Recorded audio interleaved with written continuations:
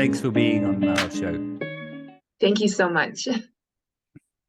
Let me just take a moment to introduce you to our audience. So Celina Lee is the CEO and co-founder of Zindi. It's the largest professional network for data scientists in Africa.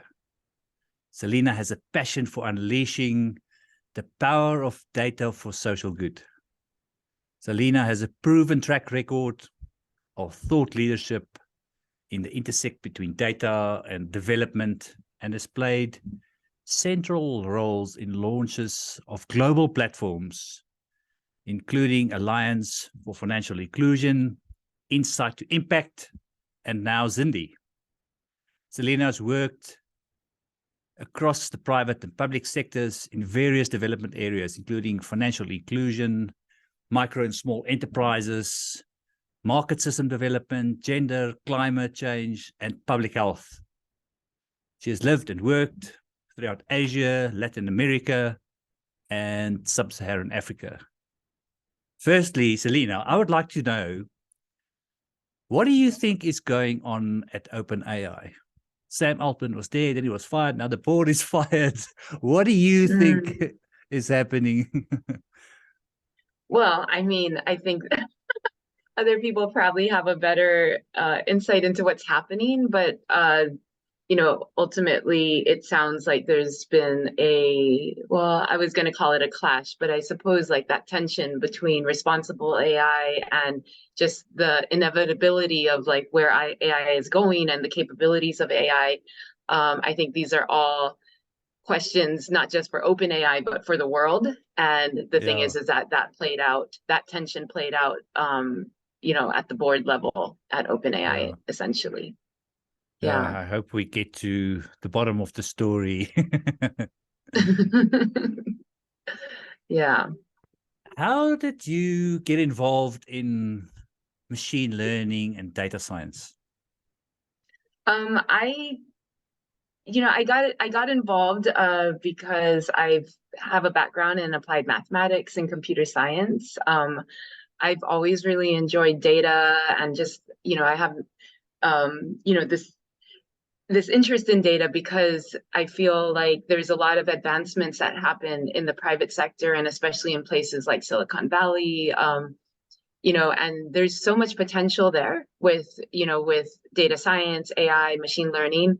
And so I've been very interested in the space of how can we make sure that those solutions that are coming out of a place like Silicon Valley can also be translated into real impactful solutions for everyday people everywhere. Yeah. And I guess that's where sort of Zindi comes from, and your sort of footprint in Africa is really impressive. Yeah. So how did Zindi come about, and sort of what market opportunity did you see in establishing Zindi?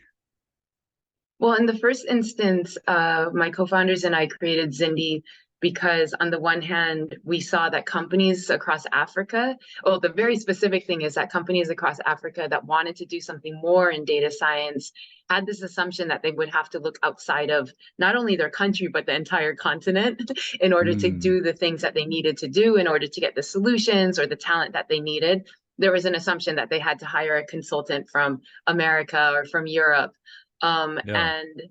And then on the other hand, and that's ignoring the fact that there is tremendous talent and young people who are fully capable in their own backyards. And so that was the other side of it, is that I was also working in a space where I got to know some of the data scientists or up and coming data scientists across the continent.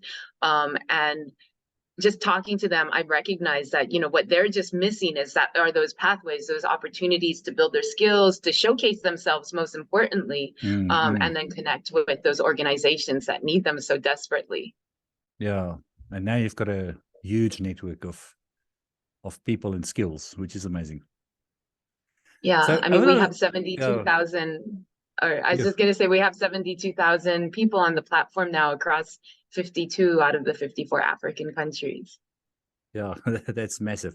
I actually saw you're also running some competitions for data scientists. I think the last one was for people to see if they can't find a new way to predict the CPI, if I'm correct.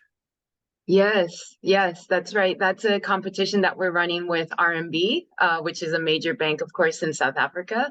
Yeah. And they were looking for ways that they could use alternative data sets, like different ways to approach CPI forecasting, but they're actually saying CPI nowcasting. So not only do they want Okay. improved accuracy, but they also want almost to real-time forecasting.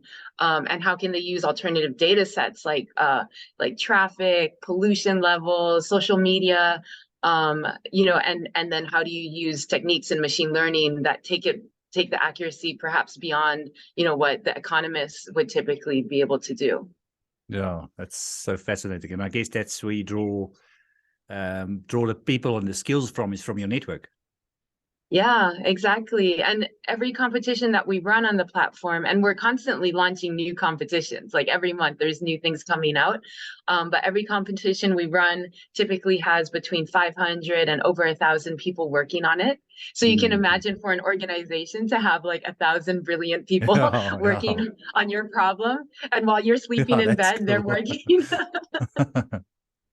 Yeah, and No, these are very some good. people, there's a lot of young people who are maybe just starting, and you also don't know what kind of innovations they can come up with. Yeah. But on top of it, there's incredible talent that for a typical organization, they wouldn't necessarily be able to even hire this person. Like either they're too expensive or they're just not available to hire, but they are available to solve your problem if it's an interesting problem to them.